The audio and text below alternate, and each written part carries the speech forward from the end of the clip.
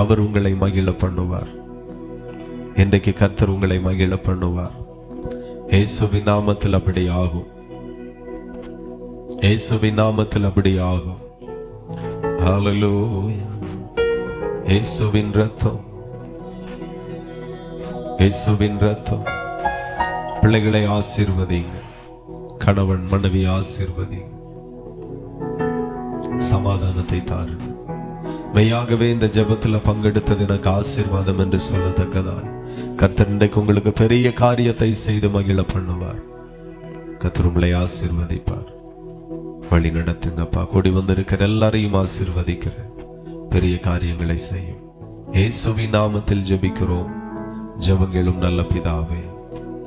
ஆமென், ஆமென். ஹல்லேலூயா. ஆண்டவருக்கு மகிமை உண்டாகட்டும். கூடி வந்திருக்கிற யாவரையும் ஏசப்பாவின் நாமத்தில், தேவ பிரசன்னத்தில், தேவ சமூகத்தில், தேவ அபிஷேகத்திற்குள் உங்களை நாங்கள் வரவேற்கிறோம். கர்த்தர் உங்களை ஆசீர்வதிப்பாராக. ஹல்லேலூயா. ஆண்டவர் நல்லவர். எத்தனை பேர் விசுவாசிக்கிறீர்கள்? இன்றைக்கு கர்த்தர் என்னை வெறுமையா அனுப்பல, நிறைவாய் ஆசீர்வதித்து அனுப்புகிறார் என்று. ஹல்லேலூயா. தேடுகிறவர்களுக்கு பலனை கொடுக்கிற மெய்யான தேவன் இயேசு அவர் இந்த இடத்துல இருக்கிறார். அவரை தேடி நீங்க வந்திருக்கிறீங்க. மெய்யான பலனை ஆண்டவர் உங்களுக்கு தந்துதான் அனுப்புவார். நீங்க வரும்போது என்ன பிரச்சனையோடு வந்தீர்களோ, இந்த ஜெபத்தில் திரும்பி போகும்போது அந்த பிரச்சனைகளில் ஒன்றையும் நீங்கள் காணாதிருப்பீர்கள். கர்த்தர் பெரிய காரியங்களை உங்களுக்கு செய்து உங்களை மகிழ பண்ணுவார். ஆண்டவர் நல்லவர். இன்றைக்கும் கர்த்தர் உங்களோடு கூட பேசும்படி இந்த இடத்துல வந்திருக்கிறார். அவர் உங்களோடு பேசுவார். எல்லாரும் எதிர்பாருங்க, எனக்கு நல்ல வார்த்தைகள் வேணும். ஜீவ அப்பம் நானே என்று கர்த்தர் சொல்லி இருக்கிறார். அந்த ஜீவ அப்பமாகிய அவருடைய வார்த்தை அப்பத்தினால மாத்திரமல்ல, தேவனுடைய வார்த்தையினால மனுஷன் பிழைப்பானா. நான் பிழைக்கத்தக்கதான நல்ல வார்த்தை பரலோகத்தின் ஆண்டவர் எனக்கு கொடுக்கணும். எத்தனை பேர் விரும்புகிறீர்கள்? ஹல்லேலூயா. அப்பத்தினால மாத்திரமல்ல, தேவனுடைய வாயிலிருந்து புறப்படுகிற அந்த ஒவ்வொரு வார்த்தைகளினாலேயும் மனுஷன் பிழைப்பான்.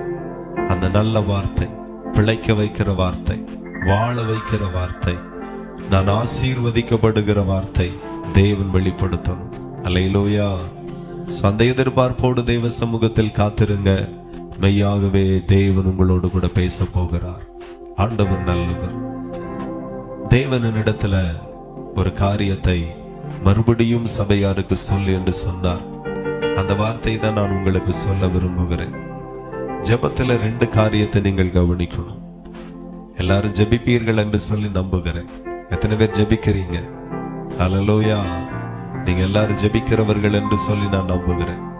அப்போ ஜெபம் என்கிற காரியத்தில் ஒரு 2 காரியத்தை நீங்க கவனிக்க வேண்டும் என்று கர்த்தர் எனக்கு வெளிப்படுத்தினார்.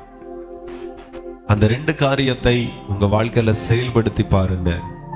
இதுவரையிலும் நீங்க பண்ணின ஜெபத்திற்கு கிடைத்த பலனை காட்டிலும் ரெட்டிப்பா இனி பலன் கிடைக்கும் என்று நான் உங்களுக்கு சொல்லுகிறேன். ஹல்லேலூயா. ஆமா. ஆகவே ஜெபத்தை குறித்து இன்னும் ஆழமாய் கற்றுக்கொள்ள போகிறோம். ஜெபம் பண்ணுகிற தேவனுடைய பிள்ளைகள் ஒரு 2 காரியத்தை கவனித்து நீங்க திரும்பும்படி ஆண்டவர் பேசுகிறார். எப்படியெல்லாம் நாம ஜெபிக்கிறோம் கவனித்து பாருங்க. வீடுகளில் நான் எப்படியெல்லாம் ஜெபிக்கிறேன், சபையில எப்படியெல்லாம் ஜெபிக்கிறேன், என் ஜெபம் எப்படி இருக்கிறது நீங்க கவனிக்கணும். நிறைய வீடுகள்ல பாத்தீங்கன்னா அந்த வீட்டுல டிவி ஓடும், டிவில படம் ஓடும், ஒரு பக்கத்துல மற்றவங்க இருந்து ஜெபம் பண்ணிட்டு இருப்பாங்க. சில வீடுகள்ல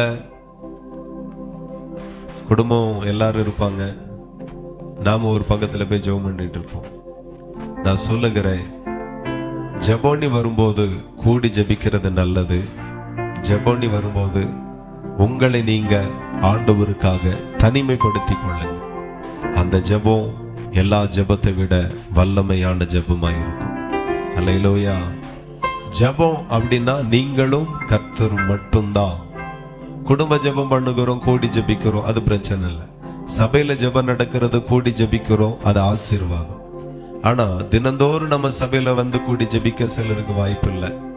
தினந்தோறும் சிலரோடு கூடி ஜெபிக்க சில நேரம் நமக்கு வாய்ப்பு இல்லை. ஆனா தினந்தோறும் நம்ம தனியா ஜெபிக்கிறோம், வீடுகளில் இருந்து ஜெபிக்கிறோம். அப்ப ஜெபிக்கும் போது தேவனுடைய பிள்ளைகள் கவனிக்கணும். ஜெபத்திற்கு போகும்போது என்ன நான் முழுமையா தனிமைப்படுத்திக் கொள்ளணும். ஜெப அறைக்குள்ள போகும்போது அல்லது ஜெபத்திற்கு நேரா போகும்போது நீங்களும் தேவனும் என்கிற நிலை மட்டும் அங்கே இருக்கணும். அதை நீங்க பார்த்துக்கணும். அப்படி இருந்தால் ரொம்ப நல்லது. இப்ப எல்லாருடைய கையிலயும் செல்போன் இருக்கு. வீட்டுக்கு 2 செல்போன் இருக்கு. ஒரு வீட்டுல 2 பேரு தான், அதுக்கு பிறகு ஒரு கை குழந்தை. ஆனா செல்போன் 3 இருக்கு. நான் கேட்டேன், இது யாருக்கு செல்போன் அப்படின்னு. அவங்க சொன்னாங்க, அது சின்ன பிள்ளைக்கு சாப்பாடு ஊட்டும் போது அந்த செல்லை பயன்படுத்தும். எல்லார் வீட்லயுமே ஆளுக்கு ஒரு செல்லு, தலைக்கு ஒரு செல் இருக்கு. ஜெபத்திற்கு போகும்போது இந்த செல்போன் எல்லாம் அடுத்த ரூம்ல வச்சிருங்க. இல்ல அப்படின்னா சுவிட்ச் ஆஃப் பண்ணி வச்சிருங்க. சில ஆட்களுக்கு வீட்லயும் ஜெபிக்கும் போது அடிக்குது, அது சபையிலையும் ஜெபிக்கும் போது, சபையில ஆராதிக்கும் போதும் சபையிலையும் செல்போன் ஒலிக்குது. நிறைய சபைகள் எல்லாம் போட்டு வச்சிருப்பாங்க, தயவு செய்து உங்கள் மொபைல் போனை சுவிட்ச் ஆஃப் செய்யவும் அப்படின்ட்டு. சபைக்குள்ள வரும்போதும் வீடுகளிலே தேவனோடு ஜெபிக்க அமரும் போதும் உங்களை முழுமையாய் தனிமைப்படுத்தி அமருங்கள். அந்த ஜெபத்துல இன்னும் உங்களுக்கு அதிக பலன் கிடைக்கும் என்று கர்த்தர் சொல்லுகிறார். அல்லேலூயா. நீங்க கவனித்தீர்களானால் ஆதியாகமம் 32ஆம் அதிகாரம் அதுல 22வது வசனத்தை நாம் வாசிக்கலாம். ராத்திரியிலே எழுந்திருந்து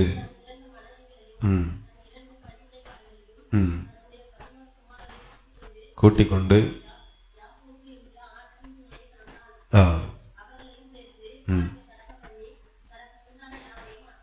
தனக்கு உண்டான யாவையும் யாக்கோபு அக்கறைப்படுத்தினான். யாக்கோபு பிந்தி தனித்திருந்தான். அல்லேலூயா. அப்போ யாக்கோபுடைய வாழ்க்கையில ஒரு பிரச்சனை. அவனுக்கு ஜெபிக்கணும். நிறைய பேருக்கு பிரச்சனை வந்தாதான் ஜெபிக்கிறது, பிரச்சனை வந்தாதான் சபைக்கு போறது, பிரச்சனை வந்தாதான் வேதத்தை வாசிக்கிறது, பிரச்சனை வந்தாதான் உபவாசிக்கிறது. நான் சொல்லுகிறேன், எப்போதுமே தேவனை தேடுவோம், எல்லா சூழ்நிலைகளிலையும் தேடுவோம், எல்லா நாட்களிலையும் தேடுவோம், அதிகமாய் தேடுவோம். அல்லேலூயா. அப்ப யாக்கோபுக்கு ஒரு பிரச்சனை, ஆண்டவருடைய சமூகத்தை தேடணும், ஜெபம் பண்ணணும்.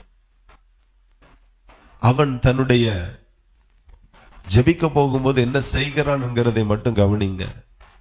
கூட மனைவி இருக்கிறாங்க, கூட பிள்ளைகள் 11 பிள்ளைகள் இருக்கிறாங்க. வீட்டுல ஒரு பிள்ளை இருந்தாலே வீடு 2, வீட்டுல 2 பிள்ளை இருந்தாலே வீட்டுல ஒரு நேரம் வேலை குறையாது, தொந்தரவு குறையாது. பல பிரச்சனைகள் இருக்குது.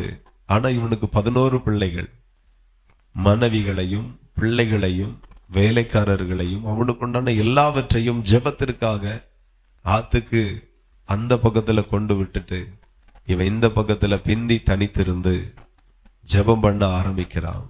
அந்த ஜெபத்தை நீங்க நன்றாய் கவனித்தீர்களானால் ஜெபத்திற்கு ஒரு சின்ன தடைகளும் வராதபடி எல்லாவற்றையும் தன்னை விட்டு தூரப்படுத்துகிறான். இன்னைக்கு நீங்க கவனிங்க, உங்களுக்காக நீங்க அதிகமாய் ஜெபிக்க வேண்டும் என்று ஒரு அறை இருந்தால் ஒதுக்குங்க, கதவை பூட்டுங்க, செல்போன் எல்லாம் சுவிட்ச் ஆஃப் பண்ணுங்க. ஒரு மனம் என்னைக்கும் நீங்க பாருங்க, அவ்வளவு நேரம் காலையில இருந்து ஒரு போன் கால் கூட வராது. ஆனா ஜெபம் அப்படி ஆரம்பிச்ச உடனே கண்டிப்பா ஒரு போன் கால் வரும். எதற்காக அப்படின்னா அது சாட்சி கொடுக்கும். ஆண்டவரே, உங்களுக்காக இவன் தன்னை தனிமைப்படுத்தல, இவனோடு நானும் இருக்கிறேன் என்று சாட்சி கொடுக்கும். அல்லேலூயா. எல்லா செல்போனும் சாட்சி கொடுக்குது. அவ்வளவு நேரம் காலையில இருந்து ஒரு போன் வந்திருக்காது, மதியானம் போன் வரல, ஆனா சாயங்காலம் ஜெபிக்கலான்னு இருக்கும்போது போன் வருது. நான் சொல்லுகிற சைலண்ட்ல போட்டு அடுத்த ரூம்ல வைங்க, எல்லாம் சுவிட்ச் ஆஃப் பண்ணுங்க. அந்த வீட்டுல நீங்களும் தேவனும் மட்டும்தான். அல்லேலூயா. செல்போன் அடிக்கும் போது நம்ம எடுக்காட்டாலும் நாம பார்ப்போம் யார் பண்ணிருக்கா. பிறகு பேசலான்னு சொன்னாலும் அதுக்கு பிறகு ஜெபத்துல சிந்தை வரும், என்னத்துக்கு பண்ண அவ்வளோ தெரியல. அதுக்கு பிறகு ஒரு 5 நிமிஷம் ஜெபம் பண்ணிட்டு அடுத்தால யோசிப்போம், ஒரு நாளும் பண்ண மாட்டாவ, இன்னைக்கு தான் பண்ணாவ, எதுக்கா இருக்கும். மறுபடியும் ஒரு 5 நிமிஷம் கழிச்சு தொடர்ந்து ஜெபம் பண்ணிட்டே இருக்கும்போது மறுபடியும் யோசிப்போம், சரி ஒரு 15 நிமிஷம் பண்ணியாச்சு, என்ன நீ அது கேட்டுருவோமா, கேட்டுட்டு ஃப்ரீயா ஜெபம் பண்ணுவோம். அப்படியே மனசு அலை மோதும். நான் சொல்லுகிறேன், ஜெபம் நீ வந்தாலே ஒரு மனம் நீ வரணும். சபையில ஜெபம் பண்ணாலும் சரி, வீட்டுல ஜெபம் பண்ணாலும் சரி, ஒரு மனதை கெடுக்கிற எல்லா காரியமும் நம்ம விட்டு அப்புறப்படுத்தணும். அல்லேலூயா. கை குழந்தை பாஸ்டர், சின்ன பிள்ளை, அதை என்ன பண்ண முடியும்? நான் சொல்லுகிறேன், அது தூங்கும்போது நீங்க விழித்திருங்க, அது தூங்கும்போது நீங்க ஜெபத்துல அமர்ந்துருங்க. எவ்வளவு ஜெபத்திற்காக உங்களை தனிமைப்படுத்துவீங்களோ அவ்வளோ தனிமைப்படுத்துங்க. அந்த ஜெபம் இன்னும் அதிக பலனை கொண்டு வரும் என்று இயேசுவின் நாமத்தில் நான் உங்களுக்கு அறிவிக்கிறேன். அப்படியேதான் யாக்கோபு பிந்தி தனித்திருந்தான். தனக்கு 11 பிள்ளைகள் இருக்கிறாங்க, மனைவிகள் இருக்கிறாங்க, வேலைக்காரர்கள் இருக்கிறாங்க. எல்லாரையும் அக்கறைப்படுத்தி யாக்கோபு பிந்தி தனித்திருந்து தேவனோடு போராட ஆரம்பித்தான். அன்றைக்கு அவனுக்கு ஒரு அற்புதம் நடந்தது. உன் ஜெப வாழ்க்கைக்காக செல்போனை அப்புறப்படுத்துங்க. உங்களை அடுத்த அறை வீட்டுல தனிமைப்படுத்தி அமர்ந்திருங்க. அந்த அறையில் நீங்களும் தேவனும் மட்டும் இருக்கணும். நீங்களும் செல்போனும் இருக்கக்கூடாது, நீங்களும் தேவனும் மட்டும் இருக்கணும். அப்படி போராடி பாருங்க, உங்க ஜெபத்திற்கு பதிலை பரலோகம் கொடுக்கும். அல்லேலூயா. சோ ஜெபத்திற்காக தனிமைப்படுத்துங்க உங்களை, அது ரொம்ப ஆசீர்வாதம். நீங்க கவனித்தால் ஆண்டவருக்கு மகிமை. இந்த யாக்கோபினுடைய இதுல 2 காரியத்தை ஆண்டவர் கற்றுக் கொடுத்தார். அதுதான் நான் உங்களுக்கு கற்றுத்தர விரும்புகிறேன். 2வது காரியம் என்ன அப்படின்னு நீங்க பாத்தீங்கன்னா, வாசிக்கலாம் அதே அதிகாரத்துல 24 இருந்தே வாசிப்போம். ஆதியாகமம். யாக்கோபு பிந்தி தனித்திருந்தான். அப்பொழுது ஒரு புருஷன் பொழுது விடியுமளவும் அவனுடைய போராடி அவனை மேற்கொள்ளாததை கண்டு அவனுடைய தொடை சந்தை தொட்டார். அதனால் அவர்களுடைய போராடுகையில் யாக்கோபின் தொடை சந்து சுளுக்கிற்று. அவர், நான் போகட்டும், பொழுது விடுகிறது என்றார். அதற்கு அவன், நீர் என்னை ஆசீர்வதித்தால் ஒழிய உம்மை போகவிடேன் என்றான். அல்லேலூயா. ஒன்று, அவன் பிந்தி தனித்திருந்தான், ஜெபத்திற்காக தன்னை தனிமைப்படுத்தி கொண்டான். 2வது கவனிக்க வேண்டும், அங்க என்ன சொல்லப்பட்டிருக்கு அப்படின்னா, அப்பொழுது யாக்கோபு பிந்தி தனித்திருந்தான். அப்பொழுது ஒரு புருஷன் பொழுது விடியும் அளவும் அவனுடனே போராடினான், அவனை மேற்கொள்ளவில்லை. அல்லேலூயா. அப்போ ஜெபோனி இருக்கும்போது ஒரு போராட்டமும் கூடவே இருக்கும். எத்தனை பேருக்கு புரியுது? ஜெபம் அப்படின்னு ஆரம்பிச்சாலே ஒரு போராட்டம் வரும் எல்லாருக்கும். சிலர் சொல்லுவாங்க, நிறைய நாள் நான் நிறைய காரியத்திற்காக ஜெபிக்கிறேன், அதுல அதிகமா ஜெபிக்கப்பட்ட ஒரு காரியம் என்ன அப்படின்னு, நான் நிறைய பேர் நேர்லயும் சரி போன்லயும் சரி வெளி சபைகள்ல போகும்போது ஒரே ஒரு காரியம் தான் சொல்லுவாங்க, என்னன்னே தெரியல பாஸ்டர், ஜெபிக்கவே முடியல. ஏன் முடியல? ஜெபம் பண்ணா தூக்கமா வருது. உங்களுக்கும் வருதோ? சரி, இதுதான் நிறைய பேர் சொல்லுகிற ஒரு காரியம், தூக்கமா வருது, ஜெபம் பண்ணவே முடியல. ஒண்ணு தூக்கம் வருது, இல்ல கொட்டாய் வருது, ஏதோ ஒண்ணு வருது, ஜெபம் பண்ணவே முடியல. ஆனா ஒரு புருஷன் அவனோட பொழுது விடுகிறது வரைக்கும் போராடுகிறான், அவனை மேற்கொள்ளவே முடியல. இன்னைக்கு ஒரு தூக்கம் உங்களை ஜெபத்துல இருக்கும்போது தூக்கம் உங்களை மேற்கொள்ளுகிறது, உலகம் உங்களை மேற்கொள்ளுகிறது, செல்போன் உங்களை மேற்கொள்ளுகிறது, சுயம் உங்களை மேற்கொள்ளுகிறது. இதையெல்லாம் நீங்க மேற்கொள்ள வேண்டும். எத்தனை பேருக்கு புரியுது? ஆமா.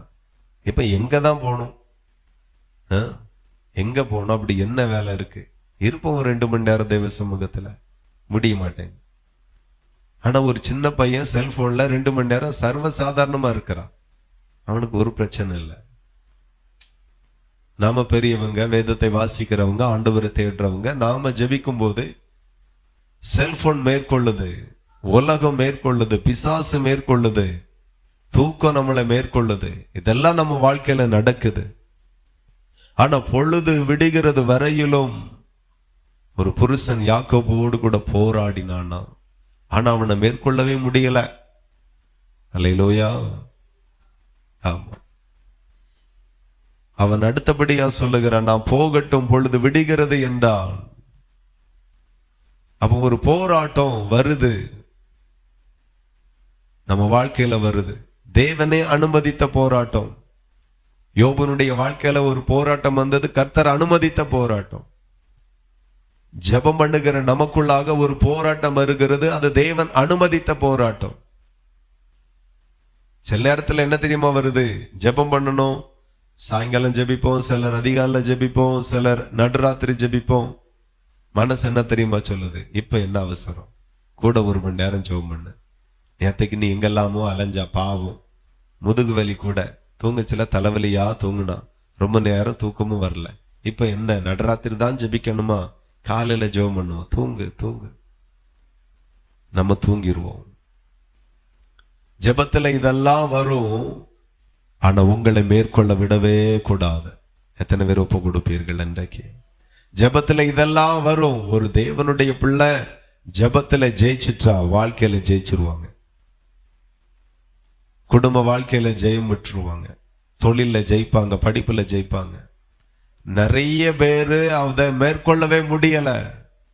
ஜெபிக்கணும்னு தெரியும், இவ்வளவு நேரம் ஜெபிக்கணும்னு தெரியும், ஜெபம் கட்டாயம் ஜெபிக்கணும்னு தெரியும், ஆனா நம்மளால ஜெபிக்க முடியல.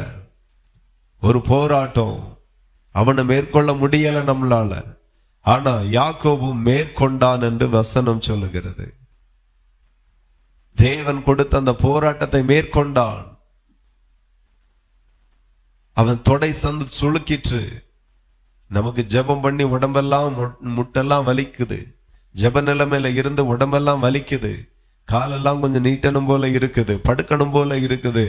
போதும் 2 மணி நேரம் ஜெபம் பண்ணியாச்சு, இனி கொஞ்சம் ரெஸ்ட் எடுப்போன்னு தோணுது, இனி கொஞ்சம் டிவி பார்க்கணும்னு தோணுது. ஆனாலும் யாக்கோபுக்கு இதெல்லாம் இருந்துச்சு. பிள்ளைகள் எப்படி இருக்காங்களோ, மனைவி எப்படி இருக்காங்களோ, பல சிந்தனைகள் வந்து அவனுக்குள்ள போராட்டமா இருந்துச்சு.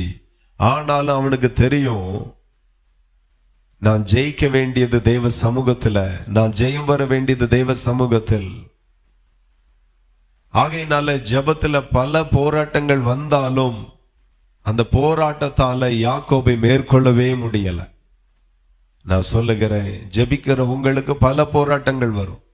வெளியே இருந்து வரும், உள்ள இருந்து வரும், சரீரத்துல வரும், செல்போன் மூலமா வரும், வீட்டுல இருந்து வரும், பிள்ளைகள் மூலமாய் வரும், நிறைய விதத்துல போராட்டங்கள் வரும். ஆனா ஒன்றும் உங்களை மேற்கொள்ள விடக்கூடாது. எத்தனை பேர் அப்படி செய்வீங்க? ஒன்னும் மேற்கொள்ள விடவே கூடாது. தன்னுடைய சொந்த மாம்சமே சொல்லு, ரொம்ப ஜெபம் பண்ணியாச்சு, போதும், ஆண்டவர் கேட்பாரு, கேட்டிருப்பாரு. ஆனால் யாக்கோபு சொல்லுகிறான், நீர் என்னை ஆசீர்வதித்தால் ஒழிய நான் உம்மை போக விடேன். பொழுது விடிஞ்சாலும் பரவாயில்லை. நிறைய நேரத்துல நிறைய போராட்டம் உங்களை தூங்க வைக்குது, ஜெபிக்க விடாம பண்ணுது. போதும், இனி மீதி நாளைக்கு பார்த்துக்கலாம். ஆனா தேவன் சொன்ன டைம் அளவு நம்ம ஜெபிக்கல. ஆண்டவர் சொல்லுகிற, இடைவிடாமல் ஜெபம் பண்ணுங்க, ஜெபத்துல விழித்திருங்க, நம்ம ஜெபிக்கணும். அப்போஸ்தலர்கள் ஜெப நேரத்தை ரொம்ப முக்கியத்துவப்படுத்தினார்கள். ஜெபத்திற்கு போனார்கள், தெய்வ சமூகத்துல போய் ஜெபிக்க ஆரம்பித்தார்கள். இன்னைக்கு ஜெபம் பண்ணக்கூடிய டைம் வருது, ஜெப வேளை வருகிறது.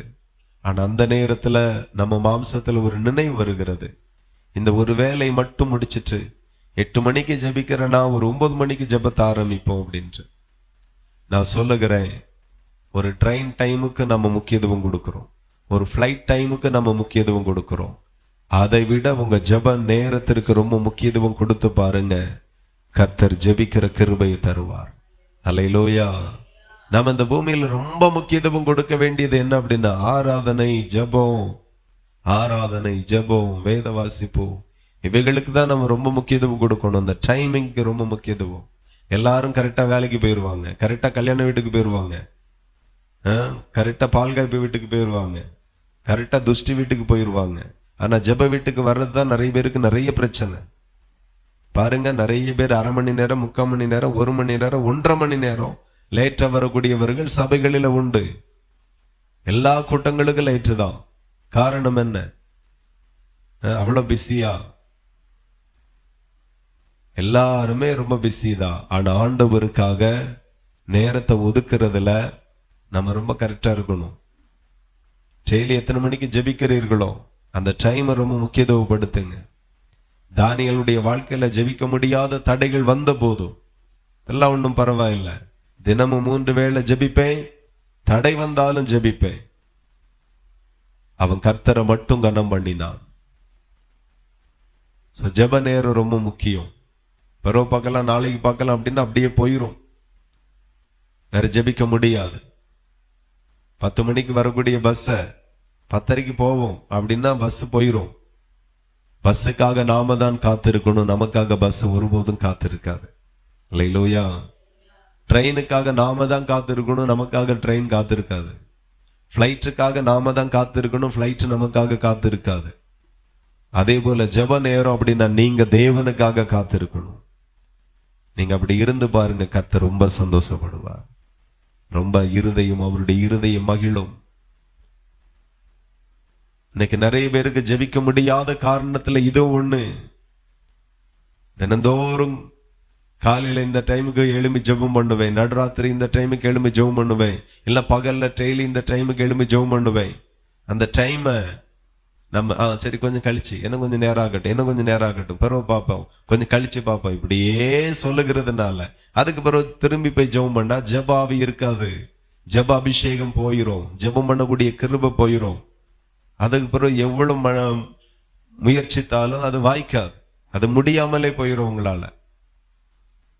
ஆகையினால ஜெபம் பண்ணும்போது நிறைய போராட்டங்கள் வரும். சரீரத்திலிருந்து வரும், சிந்தனையில வரும், சூழ்நிலைகள்ல வரும், வெளியிருந்து வரும். சில பிரச்சனைகள் நம்ம வாழ்க்கையில வரும்போது ஒரு வாரத்துக்கு ஜெபம் பண்ண மனசு இல்லாமலே ஆயிரும். என்ன ஜெபம் பண்ணி என்னத்திற்கு அப்படின்ட்டு.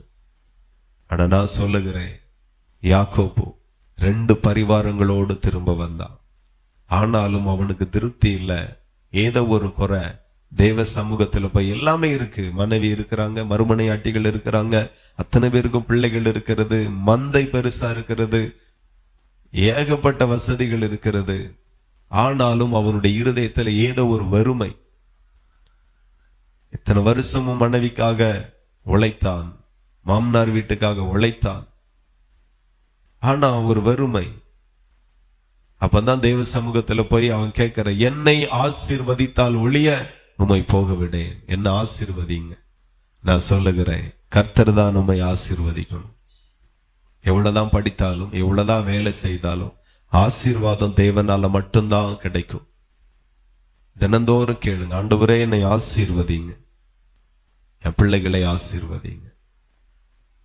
அவனுக்கு எல்லாம் இருந்தும் ஒரு வெறுமை அவன் உணர்கிறான், ஒரு குறைவை அவன் உணர்கிறான். அப்பதான் ஆண்டவர் சமூகத்துல போய் கேட்கிறான், என்னை ஆசீர்வதிங்க. நீங்க இவ்வளவு இருக்கு போதாதா? இல்ல போதாது, என்ன ஆசீர்வதிங்க. நான் சொல்லுகிறேன், கர்த்தர் உங்களை ஆசீர்வதிக்கணும். தேவ சமூகத்துல போங்க, ஜெப நேரத்துல இதெல்லாம் செய்யுங்க, உங்களை தனிமைப்படுத்திக்கோங்க. நிறைய பேர் பாவம் செய்யக்காக தனிமைப்படுத்துவாங்க.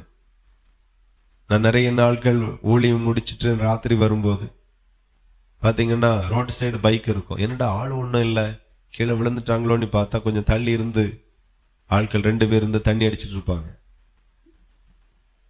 மதுபானத்திற்காக தன்னை தனிமைப்படுத்துகிறாங்க, பாவம் செய்ய தன்னை தனிமைப்படுத்துறாங்க, எதெதுக்கோ மனுஷன் தன்னை தனிமைப்படுத்துகிறான். நான் சொல்லுகிறேன், ஜெபம் பண்ணக்காக உங்களை நீங்க தனிமைப்படுத்துங்க.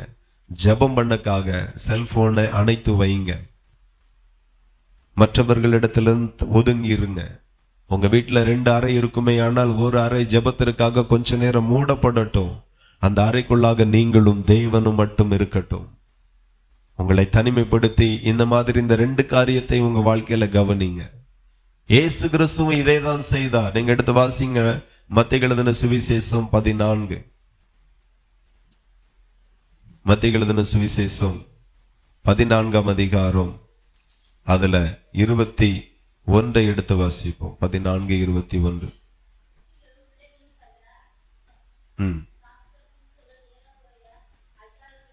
ஸ்திரீகளும் பிள்ளைகளும் தவிர அங்க இருந்தவர்கள் 5000 புருஷர்கள். இயேசு ஜனங்களை அனுப்பி விடுகையில் தம்மோடு இருந்த 12 சீசர்களையும் படவிலே ஏறி தமக்கு முன்னே அக்கறை போகும்படி அவர்களை துரிதப்படுத்தினார். ஹல்லேலூயா. இவ்வளவு பெரிய கூட்டம் கூடின இடத்துல எல்லாரையும் சீக்கிரமா அனுப்புறார் ஆண்டவர். எதற்காக? ஊழியம் முடிஞ்சு இனி ஜெபம் பண்ணணும். எல்லாரையும் வச்சுட்டு எல்லாம் பண்ண முடியாது. ஆமா, பேசிட்டு இருப்பாங்க, ஏதாவது செஞ்சுட்டு இருப்பாங்க, சின்ன பிள்ளைகள் விளையாடிக்கிட்டு இருக்கோம், தொந்தரவா இருக்கும். எல்லாரையும் சீக்கிரமாய், சீசர்கள் கூட இருக்கக்கூடாது. சீசர்களோடு ஜபித்த நாட்கள் உண்டு, தனிமையா ஜபித்த நாட்களும் உண்டு. தனி ஜபம் ரொம்ப முக்கியம், குடும்ப ஜபம் ரொம்ப முக்கியம், சபையில வந்து கூடி ஜபிக்கிற ஜபம் ரொம்ப முக்கியம். அதெல்லாம் ஆசீர்வாதம். அப்ப ஆண்டவர் தன்னை தனிமைப்படுத்தக்காக 5000 புருஷர்கள் அந்த இடத்துல கூடியிருந்திருக்கிறார்கள். ஸ்திரீகளும் பிள்ளைகளும் ஏராளம் இருக்கிறார்கள். எல்லாருக்கும் போதிச்சுட்டு, எல்லாருக்கும் ஊழியம் செஞ்சுட்டு, எல்லாருக்கும் சாப்பாடு கொடுத்துட்டு எல்லாரையும் அனுப்பி விடுகிறார். சீசர்களையும் துரிதப்படுத்துகிறார். போங்க, அக்கறைக்கு போங்க, அனுப்பி விட்டுட்டு இப்போ 23 வாசித்தால், அவர் ஜனங்களை அனுப்பிவிட்ட பின்பு தனித்து ஜெபம் பண்ண ஒரு மலையின் மேல் ஏறி சாயங்காலமான போது அங்கே தனிமையாயிருந்தார்.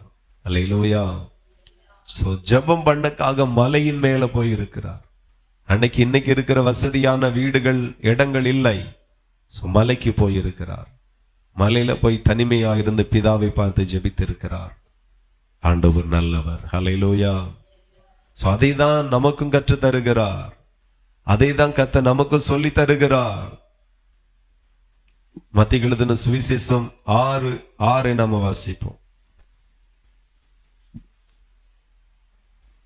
நீயோ ஜெபம் பண்ணும் போது உன் அறை வீட்டிற்குள் பிரவேசித்து உன் கதவை போட்டு அந்தரங்கத்தில் இருக்கிற உன் பிதாவை நோக்கி ஜெபம் பண்ணு. அப்பொழுது அந்தரங்கத்தில் பார்க்கிற உன் பிதா வெளியரங்கமாய் உனக்கு பலன் அளிப்பார். ஹல்லேலூயா.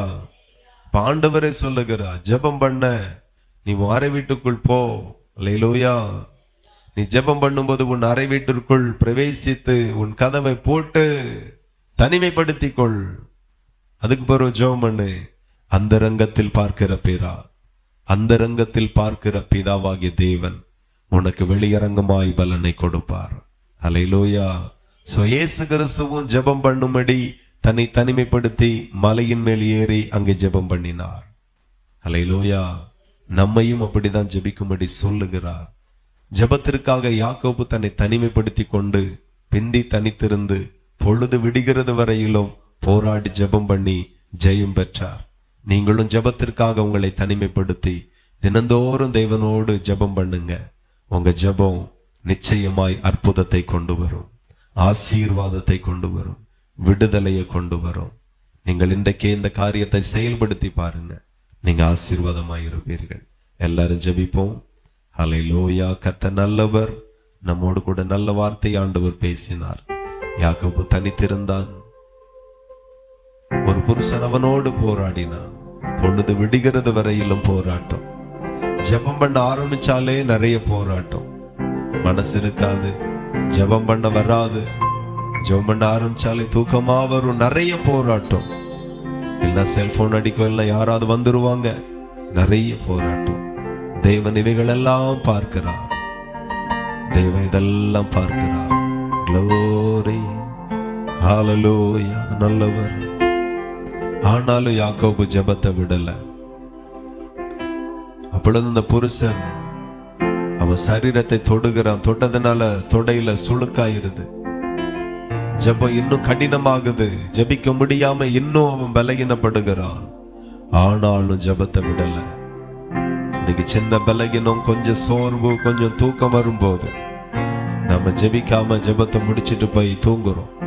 ஆகையினால யாக்கோபால பெற்ற ஜெயத்தை நம்மால பெறவே முடியல, பெற்றுக்கொள்ளவே முடியல.